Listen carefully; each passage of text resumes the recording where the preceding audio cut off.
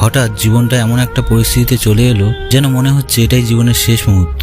মনে হয় এবার সবাইকে ছেড়ে চলে যাওয়ার সময় এসেছে। বিদায় রজনী যেন আস্তে আস্তে আমাকে গ্রাস করে নিচ্ছে। আমার ধ্বংসের সময় হয়ে এসছে। মৃত্যু আমাকে হাতছানি দিয়ে ডাকছে। আমার হাতে আর সময় নেই। আমার কষ্টটা এই মুহূর্তে আমি কাউকে বোঝাতে পারছি না। আমার পরিবার, আমার পরিজনরা সবাই আমার পাশে বসে আছে। সবার মুখে শোকের ছায়া, কিন্তু কোনটা আসল আর কোনটা নকল এইবার আমি পরিষ্কার বুঝতে পারছি। ভাবতেই খারাপ লাগছে যে এই সুন্দর পৃথিবীটা সবাই স্বার্থপর, সবাই অভিনয় করে চলেছে। আজ নিজেকে সত্যি খুব একা মনে হচ্ছে। এক মুহূর্তে মনে পড়ে যাচ্ছে জীবনের প্রত্যেকটি মুহূর্ত, শুরু থেকে শেষ পর্যন্ত প্রতিটি মিনিট অক্ষরে অক্ষরে আমার চোখের সামনে ভাসছে। কিন্তু ঠিক এই সময় হঠাৎই মৃত্যু আমার সামনে চলে আসে, আমাকে নিয়ে যাওয়ার জন্য দূরে, বহু দূরে, এই পৃথিবী ছেড়ে অনেক দূরে। আমি মৃত্যুর কাছে কাকুতি মিনতি করে অনুরোধ করতে থাকি যে দয়া করে আমার একটা দিন বাঁচতে দাও।